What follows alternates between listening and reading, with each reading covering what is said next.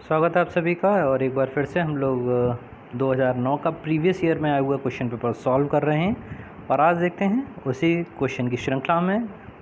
Last वाली video में हमने 30 तक क्वेश्चन देख चुके हैं। आज 31 से आगे के क्वेश्चन देखते हैं। आइए स्टार्ट करते हैं बिना किसी विलम्ब के। तो क्वेश्चन नंबर 31 आपके सामने की भौतिक राशि E²/2ε0/h/c के लिए विमित सूत्र क्या है। तो यहाँ पर डायमेंशन वाले चैप्टर से ये वाला फार्मूला आपके लिए दिया गया है और इसमें डायमेंशन आपसे पूछे गए थे। तो इसमें सबसे पहले जो भौतिक राशियाँ दे रखी हैं, ठीक है, उनके जो भी मान हैं वही हम लोग यूज़ करेंगे और कोशिश करेंगे उसको उसी फॉर्म में लिखने की। तो यहाँ पर जो E² है आवेश को प्रदर्शित करता है, तो आवेश का मात्रा कूलाम स्क्वायर हम लोग प्रयोग करते हैं, तो कूलाम स्क्वायर लिख लिया। ठीक है, ठीक इसी तरह से ε0 का यूज़ करने के लिए हम F=1/4πε0 के Q1 Q2/r² का यूज़ करेंगे। तो यहाँ पर Q1 Q2 को हम सीधा Q² लिख लेते हैं और नीचे r² और ε0 और F को अगर चेंज कर दिया जाए और ε0 का मात्रक लिखा जाए तो ये आएगा आपके पास में कूलाम स्क्वायर/न्यूटन/मीटर²। ठीक है, एच को हम कहते हैं प्लांक कांस्टेंट और प्लांक कांस्टेंट का जो मात्रक होता है वो तो जूल/सेकंड। और जूल/सेकंड के बाद अगर बात करें सी के बारे में तो ये इसका मात्रक बनेगा मीटर/सेकंड। ठीक है ना, तो मीटर/सेकंड में आप यहाँ देखिए मीटर से मीटर कैंसिल कीजिए और कूलाम स्क्वायर से कूलाम स्क्वायर कैंसिल होगा। वहीं पे जूल को आप लिखेंगे न्यूटन/मीटर करके। ठीक है ना, तो न्यूटन/मीटर में जूल को ब्रेक किया जा सकता है, तो न्यूटन से न्यूटन को काटिए। 1 मीटर से ये वाला मीटर कैंसिल हुआ और इधर मीटर/सेकंड ऊपर वाले से इधर मीटर का कैंसिल हुआ, यानी सभी जो मात्रक थे उन्होंने आपस में एक दूसरे को काट दिया। तो यहाँ पर आपके पास कितना बचा, 1 बचा, यानी यहाँ पर कोई भी मात्रक आपके लिए नहीं है। जब मात्रक नहीं है तो यहाँ पर डायमेंशन भी आपका शून्य होंगी, यानी m0 l0 और t⁻0। तो इसमें से सही ऑप्शन है तो आपका है ऑप्शन नंबर 2 आपका सही होगा। नेक्स्ट क्वेश्चन पे आते हैं। यदि एक पिंड पृथ्वी तल से पलायन वेग की आधी चाल से ऊर्ध्वाधर ऊपर की ओर प्रक्षेपित किया जाता है तो पिंड द्वारा महत्तम ऊंचाई कितनी होगी, इंग्लिश में बोल देते हैं। If a body is projected from the earth surface by the speed equal to half of the escape velocity toward the vertically upward, then the maximum height attained by the body will be. तो यहाँ पर हम लोग use करेंगे H=v²/r⁻e ये आएगा 2g_re। तो ये फार्मूला आपको अच्छे से लर्न होना चाहिए, जिन्होंने अभी तक याद नहीं हुआ याद कर लीजिए। ठीक है, और ये आ जाएगा आपका v²। तो यहाँ पर आपको फार्मूला लगाना है और किसका लगाना है, पलायन वेग का लगाना है, स्केप वेलोसिटी का लगाना है। वो किसके बराबर होता है, वो बराबर होता है v=√2g_re के बराबर होता है। अकॉर्डिंग टू द क्वेश्चन आपको इसका भी आधा करना है, तो आधा करने के लिए 2 से भाग लगा दीजिएगा और √2 टाइम्स से ये √2 टाइम्स खत्म हो जाएगा। तो यहाँ पर वी का मान कितना आ जाएगा आपके पास में, ये आ जाएगा √g_re/2। ठीक है ना, ये रूट अब इसके अंदर है, ठीक है, √2 ही है। अब इस वैल्यू को आपको इस फॉर्मूले में प्लेस करना है, तो H=2 स्टार्ट कीजिएगा। तो यहाँ पर v² दे रखा है भाई, ठीक है, ये देख रहे हैं आप लोग, यहाँ v² है, तो v² जब करेंगे तो इस पूरे पे स्क्वायर आ जाएगा, तो रूट हट जाएगा उसके ऊपर से, तो ये आपके पास होएगा g_re/2। ठीक है, और साथ में re उसके पास में दे रखा, तो re का multiply upon same as it is 2g_re।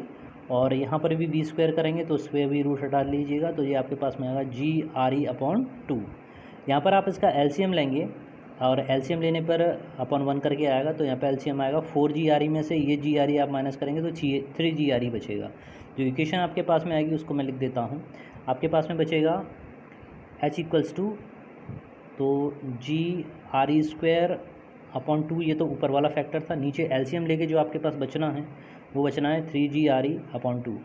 ठीक है, तो यहाँ 2 से 2 ख़त्म कीजिए, g से g खत्म होगा, एक re से एक re ख़त्म हो जाएगा, तो ऊपर बचेगा आपके पास में re और नीचे बचेगा केवल 3। यानी जो अगर आप किसी वस्तु को फेंकते हैं पलायन वेग से आधी वेलोसिटी पर भेजते हैं तो वो कितनी ऊंचाई तक जाएगी, वो केवल पृथ्वी की तरफ जाएगी आधी 1/3। ठीक है, 1/3 तक पहुँचेगा और 1/3 के लिए आपका आंसर सही होगा re/3। नेक्स्ट क्वेश्चन पे आते हैं। अगला प्रश्न देखें। तो प्रश्न आपके सामने टक्कर से ठीक पहले m1 = 200 ग्राम, m2 = 500 ग्राम द्रव्यमान के दो पिंडों के वेग दे रखे हैं 10i मीटर/सेकंड और दूसरे का 3i + 5 मीटर/सेकंड। टक्कर के पश्चात दोनों पिंडे एक दूसरे से चिपक जाते हैं। लेबोरेटरी फ्रेम में दोनों के कॉम्बिनेशन मोमेंटम, फाइनल मोमेंटम बताना, उसका अंतिम संवेग कितना होगा। तो यहाँ पर संवेग संरक्षण का नियम आप लगाएंगे।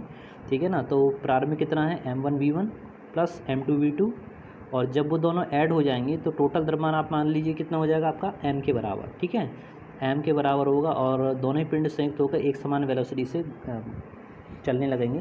तो यहाँ पर सिर्फ आपको अब मान लगाना है। तो m1 का मान 200 ग्राम को आप किलोग्राम में चेंज कीजिएगा तो ये आपके पास में आएगा 0.2। v1 कितना दे रखा, 10i दे रखा, तो 10i का इसके साथ में मल्टीप्लाई करेंगे, प्लस m2 का मान दे रखा 500 ग्राम, तो इसको चेंज करेंगे तो 0.5 किलोग्राम हो जाएगा। और इसका जो पूरा फैक्टर है वो कितना है, 3i + 5j, 3i + 5j, और ये पूरा किसके बराबर, फाइनल मोमेंटम के बराबर। यहाँ कैलकुलेशन कीजिए, 0.2 का मल्टीप्लाई कीजिएगा तो ये आपके पास में मिलेगा 2i, और 5 का 3 के साथ करेंगे तो 1.5i, और 5 का 5 से करेंगे तो मिलेगा आपके पास में 2.5j के बराबर ये टोटल। और 2 और 1.5 को जब आप ऐड करेंगे तो मिलेगा आपको 3.0i cap + 2.5j cap. Answer मिलेगी, जरा कौन सा वाला आंसर इसके साथ हिट कर रहा है, तो आपका 33 का आंसर है 1। ठीक है, ये आंसर आपका सही है, इस पर आप सही लगाएंगे। थोड़ा सा फास्ट चलना पड़ रहा है क्योंकि हमारे पास समय कम है और काफ़ी कुछ समझाना है। अभी 2009 से लेके लास्ट तक अब तक जितने क्वेश्चन पेपर आए हैं हम उन सभी को हल करने का टारगेट बनाए हुए हैं। तो कोशिश यही है, समय की थोड़ा शॉर्टेज है इसलिए थोड़ा फास्ट करना पड़ता है। बात करते हैं क्वेश्चन नंबर 34 के बारे में। तो यहाँ पर कैंटिलीवर का सवाल है। कैंटिलीवर से हमेशा एक क्वेश्चन बनता रहा है भाई, ठीक है, हमेशा ध्यान रखिए, एक क्वेश्चन हमेशा आया है। तो 50 सेंटीमीटर लंबे कैंटिलीवर के सिरे पर भार लटकाने से वहाँ झुकाव कितना होता है, बेंडिंग जो होती है 15 मिलीमीटर की होती है। दृढ़ सिरे से 30 सेंटीमीटर दूरी पर झुकाव कितना होगा। The cantilever of length 15 centimetre depressed, ठीक है, by the 15 mm at the loaded and. The depression at distance 30 centimetre from the fix and will be, कितना होगा। तो यहाँ पर आपको पता होना चाहिए कि फॉर्मूला क्या होता है। तो यहाँ पर डेल्टा इक्वल्स टू आपके पास मिलता है WL3 अपॉन आपका कितना होता है y और L इंटू जी। ठीक है, तो यहाँ पर जो संबंध पूछा गया है वो आपको पूछा गया डेल्टा और L3 में। तो यहाँ पर बेंडिंग और लेंथ के बीच में आपको संबंध निकालना है। तो डेल्टा दिस इज प्रोपोर्शनल किसके होगा, L की होगा। इसका मतलब होगा कि डेल्टा 1/डेल्टा 2 this is equals to L1Q upon L2Q। ठीक है, इसमें केवल आपको मान प्लेस करना है। पहली कंडीशन में डिप्रेस कितना हुआ था, 15 mm हुआ था, 15 लिखिएगा, ठीक है, अपॉन डेल्टा 2 लिखेंगे। इसी तरह से L1 की वैल्यू आपके पास में थी 50 और L2 की वैल्यू थी 30। तो यहाँ पर आप इनको रेशो है इसलिए मात्रा चेंज करने की ज़रूरत नहीं, यूनिट को चेंज नहीं करेंगे, इनको एज इट इज़ रखे रहने दीजिएगा। तो यहाँ पर आप इसको सॉल्व कीजिएगा और यहाँ पर आप इसको करेंगे 5 5 25 होगा और 25 और नीचे आपका कितना हो जाएगा 3 3 अच्छा क्यू लगा हुआ है, ठीक है, तो 125 होगा और नीचे आएगा आपका 27। ओके, तो यहाँ से λ2 का मान आपको कैलकुलेट करना है। तो λ2 का वैल्यू किसके बराबर आ जाएगी, यहीं से देख लीजिएगा। तो λ2 दिस इक्वल्स टू आ जाएगा आपका 15 साइड में था और मल्टीप्लाई में चला जाएगा 27 और 27 अपॉन नीचे आएगा 125। ठीक है, उसको आप सॉल्व कीजिएगा तो ये वैल्यू आएगी 81/25 mm।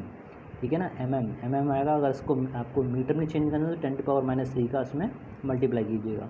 तो जो सही आंसर आना है वो आएगा 25 का 81 में भाग लगाएंगे 3.24 इंटू 10⁻³ मीटर। मात्रा जरूर ध्यान रखिए, देखिए कन्फ्यूजन के लिए उसने मिलीमीटर और मीटर दोनों दे रखे हैं।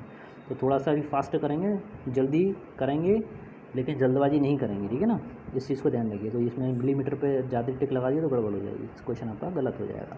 क्वेश्चन नंबर 35 पे आते हैं। एक कुंडली जिसका प्रतिरोध 2 ओम है, प्रतिरोध हो गया भाई 2 ओम, ठीक है। प्रेरक तो कितना दे रखा है, हेनरी का 300 मिली हेनरी 10⁻³ हेनरी 2 वोल्ट के स्रोत से जोड़ी गई है। धारा के अपने अधिकतम मान के आधे के बराबर पहुंचने तक कितना समय लगेगा। तो इसमें जब चार्जिंग की इक्वेशन आप सभी लोग जानते होंगे, I = I0 है 1 - R/L और इसमें समय आता है t साथ में, ठीक है ना। यहाँ पर क्वेश्चन कह रहा है कि इस I का मान I0/2 के बराबर हो जाए। तो यहाँ सबसे पहले हमें यहाँ से फार्मूला बनाना पड़ेगा। तो I0 को I0 से काटिएगा और 1 को इधर ट्रांसफ़र कीजिएगा, 1 को वहीं रहने दीजिए, 1/2 को इधर ले लीजिए। चलिए अगले वाले स्टेप में बताता हूँ। तो हम ये कह रहे थे कि माइनस का R/L और यहाँ पर t और वहाँ पर आपने किया 1 - 1/2, ठीक है। तो यहाँ पर आप जब करेंगे तो आपके पास में कितना मिल जाएगा, ये मिलेगा LCM वगैरह ले लेंगे तो यहाँ का 1/2, ठीक है। अब जब माइनस को आप प्लस करेंगे, यानी अगर आप इसको प्लस कर दें तो ये 2 ऊपर पहुँच जाता है, ठीक है। थोड़ा मैथमेटिक्स है तो उसको मैं हटा देता हूँ। तो ध्यान दीजिए, मैंने माइनस का प्लस किया और फिर यहाँ पर 2 को ऊपर पहुँचा दिया, तो ये आपका 2 मिला। ओके, अब आपको एंटी लॉग लेना है। तो एंटी लॉग लेने के लिए R/L × t और इसके साथ में लॉग लगा के लिखेंगे log बेस e और ये 2। अब लोग बेस ई को 10 में चेंज करने के लिए मल्टीप्लाई करते हैं 2.3026 का, तो फिर वहाँ से क्या होगा कि log 10 आ जाएगा और फिर वहाँ से हम सीधे सीधे log 2 बेस 10, ठीक है, इसकी वैल्यू 0.3010 के बराबर होती है, तो वहाँ से वैल्यू को प्लेस कर देंगे।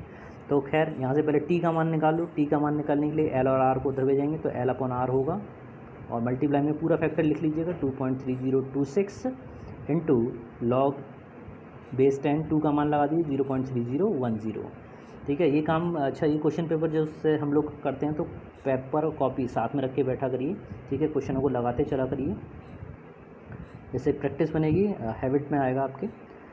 तो इसी तरह से फिर टी का मान निकालने के लिए अब वैल्यू प्लेस कर देंगे एल और आर की, तो एल की वैल्यू थी 300 मिली, तो 10⁻³ अपॉन में आर की वैल्यू दे रखी थी 2 के बराबर था, और बाकी सारा फैक्टर मल्टीप्लाई में ही आपके साथ में आएगा 2.3026 और मल्टीप्लाई 0.3010, ठीक है। आप after the multiplication you will get, आपके पास मिलेगा 0.10326 सेकेंड के बराबर होगा, और यहाँ पर ये जो मान लगभग हमारे बराबर आता है 0.1 सेकंड के बराबर आ रहा है, जो सही आंसर आपका है सेकंड वाला, तो ये आंसर आपका सही होगा। अगले प्रश्न पर आते हैं। अगला प्रश्न आपका साइक्लोट्रॉन से 1 मीटर त्रिज्या के एक साइक्लोट्रॉन में 2 टेस्ला का चुंबकीय क्षेत्र लगा, इसके द्वारा ड्यूट्रॉन की अधिकतम एनर्जी कितनी होगी।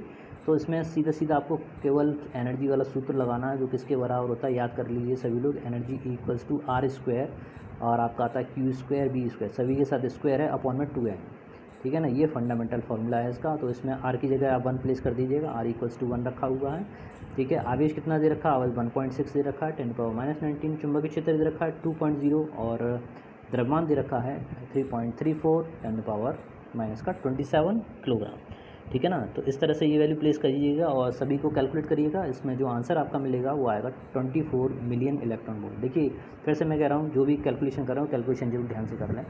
क्वेश्चन नंबर 37 पर आते हैं, कौन मेसोन समूह का सदस्य नहीं है। देखिए धनात्मक पाई मेसोन, धनात्मक के मेसोन, उदासीन पाई मेसोन, ये सब मेसोन ग्रुप के हैं, लेकिन पाई मेसोन जो है वो आपका लेप्टॉन ग्रुप का है, सॉरी म्यू मेसोन जो है आपका लेप्टॉन ग्रुप का सदस्य है। तो यहाँ पर ये आप न्यूक्लियर फिजिक्स पढ़िएगा, न्यूक्लियर फिजिक्स का जो पेपर है उसमें जितने भी पार्टिकल्स दे रखे हैं उन पार्टिकल्स के परिवारों को जरूर देख लीजिए, ठीक है, तभी इस क्वेश्चन को आप हैंडल कर पाएंगे। अगले पे आते हैं क्वेश्चन नंबर 38, अविरतता का सिद्धांत, continuity equation, divergent of J del rho upon del t संरक्षण प्रदर्शित किसको करता है। तो ये आवेश की इक्वेशन है, divergent of J quantity of electron charge flowing out per second per unit volume through the infinite small close surface surrounding that point, ठीक है ना। तो यहाँ पर ये विद्युत आवेश की समीकरण को प्रदर्शित कर रहा है, तो यहाँ पर आपका सही आंसर होगा आपका विद्युत आवेश के कारण। अगले प्रश्न पर आते हैं।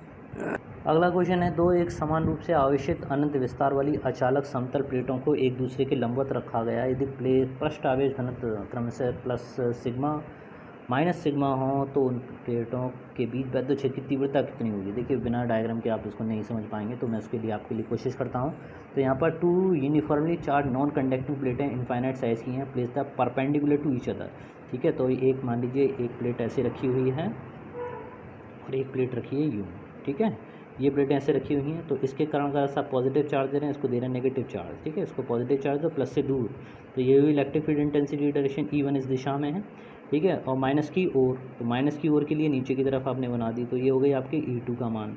ये दोनों देखें एक दूसरे के कैसे हैं, परपेंडिकुलर, इनके बीच में बनने वाला कोण कितना है 90 डिग्री का है। तो इनका परिणामी रिजल्टेंट अगर आप निकालेंगे तो E1² प्लस E2² के बराबर आएगा, प्लस 2E1 E2 cos 90 आएगा, वो 0 हो जाएगा, ठीक है ना। तो अब यहाँ पर E1 और E2 की अगर वैल्यू देखें तो ये किसके बराबर होती है, σ/2 एप्सिलॉन नॉट के बराबर होती है। तो यहाँ पर जब आप वैल्यू लगाएंगे तो σ²/4 epsilon naught plus σ²/4 epsilon naught, ठीक है। दोनों का आप एलसीएम लेंगे तो ये आएगा 4 एप्सिलॉन नॉट और ऊपर आ जाएगा, दोनों जुड़ जाएंगे 2 σ², 2 से 4 को काटिएगा 2 टाइम्स कटेगा, तो σ² का σ² हट जाएगा रूट से, और एप्सिलॉन नॉट पर जो स्क्वायर है वो रूट से हट जाएगा, अंदर क्या रह जाएगा 7/2, ठीक है ना। तो रूट अंदर रह जाएगा जो अपॉन में आएगा, और यहाँ पर जो सही आंसर होगा वो आपका σ/2 एप्सिलॉन नॉट √2 एप्सिलॉन नॉट है। क्लियर। अगले प्रश्न पर आए। नेक्स्ट क्वेश्चन है कि यदि इलेक्ट्रॉन से संबद्ध दे ब्रोगली तरंगदार 5896 एंगस्ट्रॉम है तो इलेक्ट्रॉन की गति ऊर्जा कितनी होगी। देखिए आपको कंफ्यूज करना चाह रहा है, वो कह रहा है कि इनको दे दो, तो स्टूडेंट गलत हो जाएंगे और वो फॉर्मूला लगा देंगे E=hc/λ, यहाँ से जूल में वैल्यू निकालेंगे, फिर इलेक्ट्रॉन वोल्ट में कंसीडर करने के लिए 1.8 10⁻⁻19 का भाग देंगे, ठीक है। तो ये गड़बड़ हो जाएगी और आप लेट हो जाएंगे, ऐसा मत करिएगा। एस से अगर बचना है तो 1 2 3 7 5 अपॉन टोटल एंगस्ट्रॉम जितना दे रखा 5896 एंगस्ट्रॉम, सीधे सीधे वैल्यू निकालिएगा, सीधे सीधा भाग लगाए, कोई ज़रूरत नहीं इसके चक्कर में पड़ने की है, ठीक है। तो उसमें आप सीधे सीधा भाग लगाएंगे, भाग देने पे जो मान आपका मिलेगा वो आएगा कितना, ये आएगा आपका 4.36 10⁻⁻6 इलेक्ट्रॉन वोल्ट, जो सही आंसर होगा आपका, ठीक है। कोशिश करिएगा, दोनों तरीके से लगाइए। पहला जो तरीका मैंने बताया Sc/λ, यहाँ पे लैम्डा का मान एंगस्ट्रॉम में दे रखा है, मीटर में चेंज करिएगा, यहाँ से जूल में मान मिलेगा और उसको आप इलेक्ट्रॉन वोल्ट में चेंज करने के लिए 1.6 10⁻⁻19 से भाग देना, ये इलेक्ट्रॉन वोल्ट में आएगी एनर्जी, ठीक है। या फिर सीधा सीधा E का मान 12375 में भाग लगा दीजिए इतने से, जितनी एनर्जी जितनी तरंग यहाँ दे रखी है 5896, सीधा सीधा मान लगे। दोनों तरीके से बताइएगा, कमेंट करके बताइएगा कैसा लगा आपको, ठीक है। वेट करूँगा आपके आंसर का। चलिए ये हमारा क्वेश्चन नंबर 40 ख़त्म हुआ, समय हमारा हो चुका है, क्योंकि इसके बाद थोड़ी सी प्रॉब्लम आने लगती है लोडिंग में, ठीक है। तो अगले वाले क्वेश्चंस के साथ में बहुत जल्दी आपसे मिलता हूँ, तब तक के लिए जय हिंद जय भारत, धन्यवाद। बने रहिए मेरे साथ में, मिलते हैं नेक्स्ट वीडियो में।